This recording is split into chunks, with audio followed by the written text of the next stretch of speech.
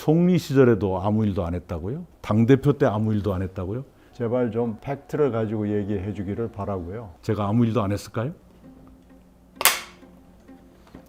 네, 이제 다음 내용은 이제 도지사, 총리, 당대표 하면서 아무것도 안 했다라는 이제 내용들인데요. 영상을 이제 2개 보여드릴 거예요. 문제는 그러면서 일을 잘했으면 좋은데요. 이제 아무것도 안 한다는 게 문제거든요. 네. 일을 열심히 안 한다는 거죠. 왜냐? 타익 추구형 정치는 권력을 잡기 위해서만 뭘 해요. 그래서 신념이 뚜렷하지 않고 평상시에는 뭘 하기보다는 차라리 아무것도 하지 않고 그 현상 유지하는 쪽으로 이제 이 사람들은 선택하는 경향이 있어요.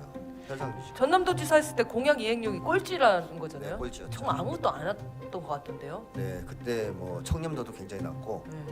아무것도 안 하지는 않았겠지만 뭔가 크게 열시- 조정을 했다. 그러니까 열심히 뭐 일을 하진 않는다. 총리 시절도 어떻게 보면은 돌아보면 사실 뭘 한 건 없어요. 특별한 게 없죠. 네.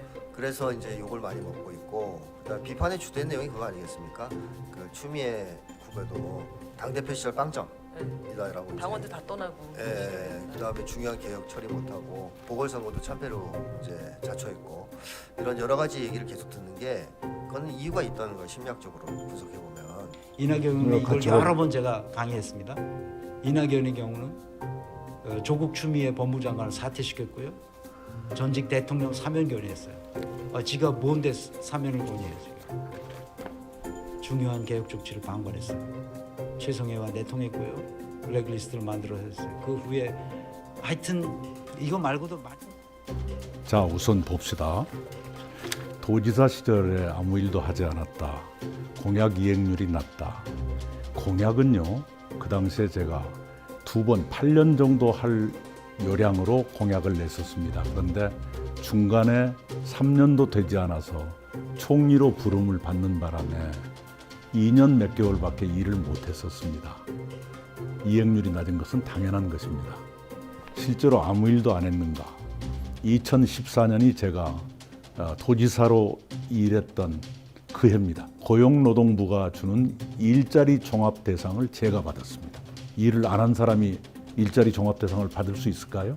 더구나 농도에서 제조업 일자리가 농도에서 이만큼 늘어난 것은 대단히 놀라운 일이다. 전국의 제조업 일자리 증가의 몇 %가 전남에서 이루어졌다. 그런 보도도 있었으니까 한번 찾아보시기 바라고요. 총리 시절에도 아무 일도 안 했다고요? 제가 총리가 되기 직전의 겨울, 박근혜 정부의 마지막이죠.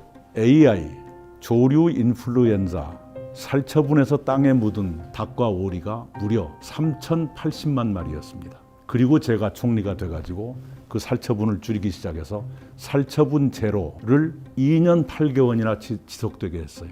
아프리카 돼지열병이 왔어요. 세계의 가축 전염병 기구에서 대한민국의 성공 사례를 듣기 위해서 자료를 보내달라, 사람을 보내달라 해서 농림부 차관이 거기 가서 브리핑을 할 정도였습니다. 세계에서 가장 빨리 아프리카 돼지열병을 안정시켰다. 이렇게 빨리 안정시킨 사례가 없다. 어떻게 성공했느냐? 그걸 저희들에게 물어볼 정도였습니다. 당대표 때 아무 일도 안 했다고요? 제가 대표로 일한 게 191점이었을 겁니다. 그해 정기국회 법안 422건을 통과시켰습니다. 문재인 정부의 입법과제를 거의 다 완수했습니다. 지방자치법 전면 개정 30여 년 만에 있었죠. 공정거래에 관한 3법 그런 식으로 다 개정을 했습니다. 제가 총리 마치고 당에 가서 당대표를 해야겠다고 생각했던 가장 큰 이유는 문재인 정부의 숙제를, 역사적인 숙제를 국회 쪽에서도 완수해야겠다는 생각 때문에 그랬어요. 그리고 실제로 그렇게 했습니다. 사람들이 그냥 안 좋은 것은 전부 제 탓으로 돌리고, 또 하나요? 2020년 총선거 압승을 했는데 그때는 이해찬 선대위원장이기 때문에 압승했다고 방금 표현 나오대요. 이해찬 선대위원장과 제가 공동 선대위원장이었고요. 이해찬 위원장은 유세를 한 번도 하지 않으셨습니다. 제가 50군데 가까운 곳을 유세하면서 종로도 역사상 최고 표차로 압승을 했고 180석의 압승을 가져왔습니다. 제가 아무 일도 안 했을까요? 이런 엉터리 이런 거 가지고 하는 건 죄악입니다. 이낙연 대표가 가는 곳마다 그 직원들이 좀 힘들어해요.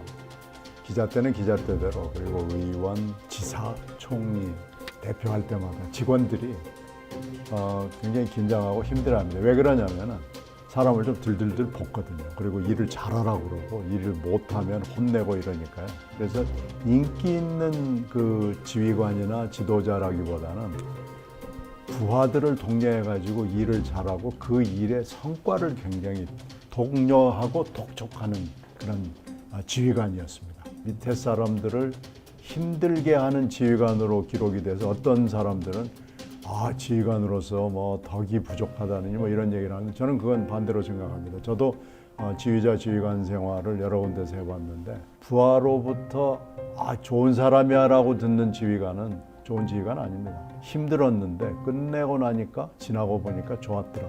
이런 지휘관이 필요한데 이낙연 대표는 그런 타입의 지휘관이에요.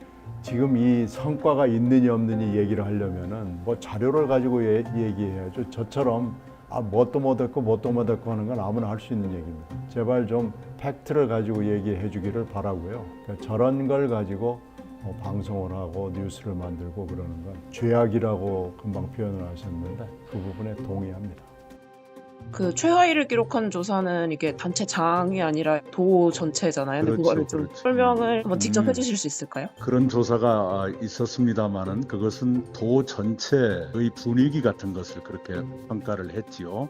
네, 그건 사실이고요. 그러나 또 단체장 개인, 시도지사 개인의 청렴도에 대한 조사에서는 한국일보가 별도 조사를 했었는데 제가 상위 5위 안에 들어간 조사도 있습니다.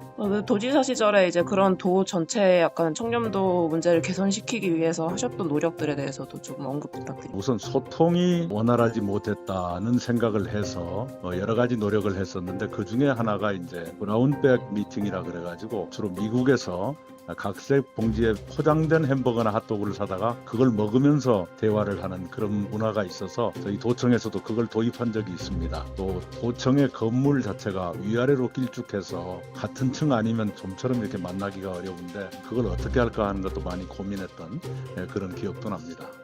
그리고 전국 처음으로 이제 공직자 청렴도 관리 조례안 마련 이런 기사도 있는데 청렴도를 높이기 위해서 그 조례안을 마련도 하고 여러 가지를 했었는데 그런 그 분위기 또는 서로의 인식이 개선되는 게 쉽지 않더라고요. 경찰이나 검찰이 조사하듯이 한 것이 아니라 사람들의 인식이거든요. 엄밀하게 말하면 전라남도가 돈이 별로 없는 곳인데 그렇게 나쁜 일을 많이 한 그런 곳은 아닙니다. 사람들의 인식이 그렇게 돼 있지 않다. 내부 인식, 외부 인식 이렇게 평가하게 돼 있는데 바로 그런 인식을 어떻게 바꿀 것인가 하는 고심을 많이 했던 기억이 납니다.